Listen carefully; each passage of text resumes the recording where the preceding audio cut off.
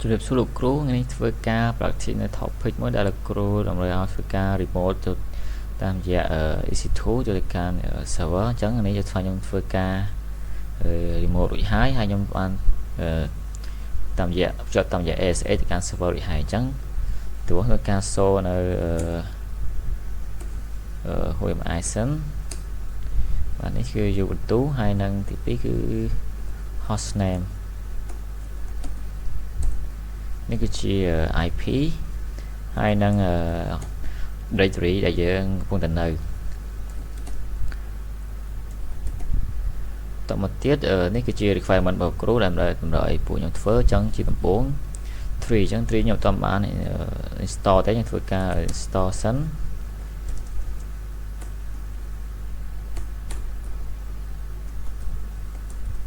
install tree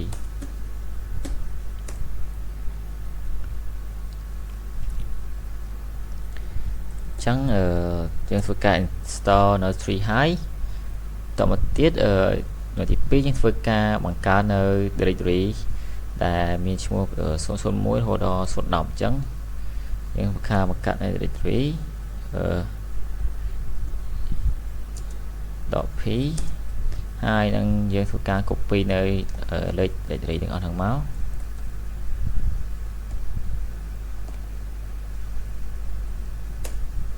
ចឹងយើងធ្វើការ tree មើលសិនថាយើងបានបង្កើតវាដែរឬក៏អត់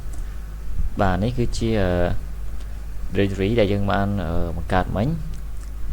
ហើយទី3យើងធ្វើការបង្កើតនៅ file text មួយដែលយើងwrite នៅ content ទាំងអស់នេះចូលអញ្ចឹងធ្វើការបង្កើតនៅ file មួយ text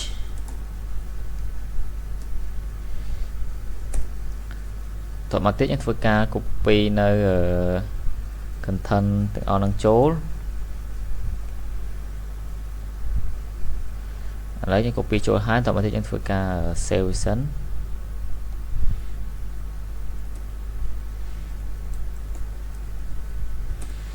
អញ្ចឹងយើងធ្វើការ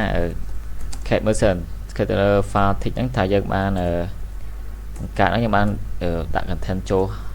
ឬក៏អត់បាទនេះគឺជា content ដែលយើងបាន copy ចូលមិញហើយចំណុចទី4គឺយើងធ្វើការ copy នៅ file ដែលយើងបានបង្កើតមិញដែលយើងបាន copy នៅ content ចូលហ្នឹង copy យកទៅដាក់ទៅតាម directory មួយដែលមាន directory ឈ្មោះ 001 រហូតដល់ 010 ហ្នឹងយើង copy ដាក់ចូលមួយអញ្ចឹងដើម្បី copy យើងធ្វើការ ycp text.txt ហើយយើងកាន់ copy យកទៅកាន់ directory 001ចឹងដោយសារតែវាច្រើនយើងធ្វើការ copy ពីនេះមកចឹងយើង copy រហូតដល់ 010 អញ្ចឹងនេះយើង copy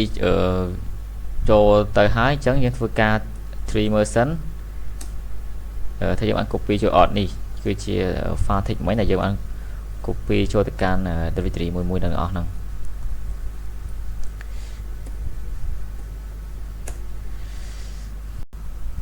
អញ្ចឹងបន្ទាប់ពីយើងធ្វើការ copy នៅ file text ចូលទៅកាន់គ្រប់ directory អស់ហើយបន្ទាប់មកទៀតធ្វើការ archive នៅ file example 1ចូលទៅកាន់ directory 001អញ្ចឹងដើម្បី archive បានធ្វើការវាយនៅថា .cvf archive 35ថាចូលទៅកាន់ directory 001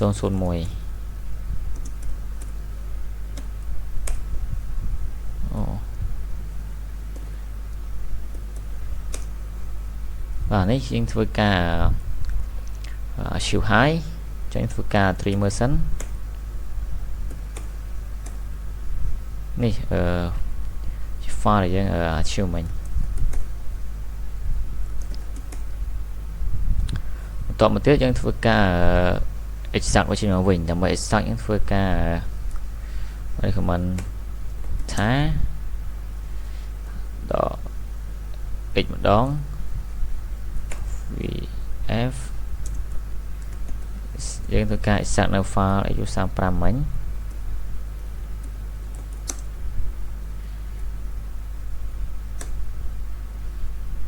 នេះយើងបាន extract បានជោគជ័យហើយចំណុចទី7យើងធ្វើការ compress file AU35 អញ្ចឹងដើម្បី compress យើងធ្វើការវាយនៅ command នៅ tar c set vf file មួយធ្វើ AU35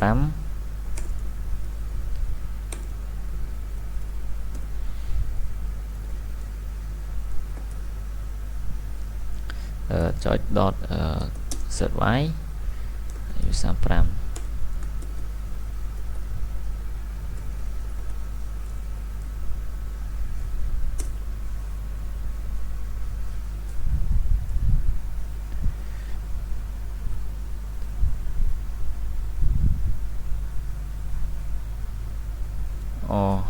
ចឹងធ្វើការហើយនេះធ្វើការដាក់com ដើម្បីបញ្ជាក់ថាជា file compress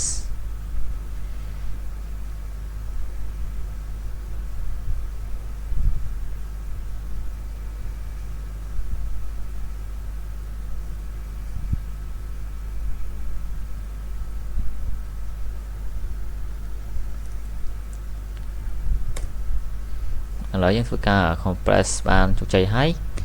បន្តមកទៀតយើងធ្វើការ uncompress វាចេញមកវិញធ្វើការលុបនៅខាងចុងហើយយើងធ្វើការដូរពី C ទៅកាន់ H ដើម្បីធ្វើការ uncompress វាចេញមកវិញនេះយើងធ្វើការ uncompress file ចេញមកវិញហើយចុង file យើងបង្កើតមិញមានAU35 ហើយនឹង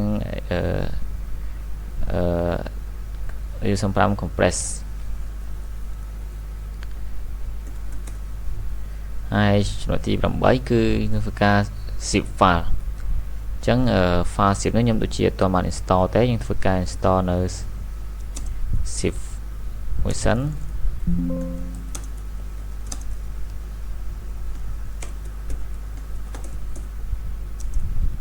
install zip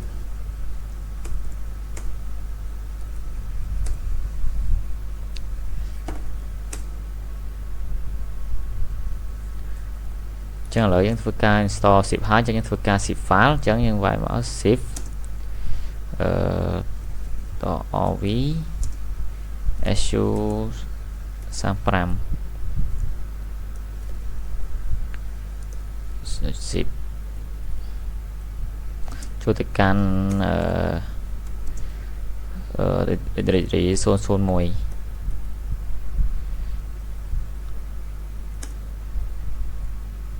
យើងធ្វើការ trimmer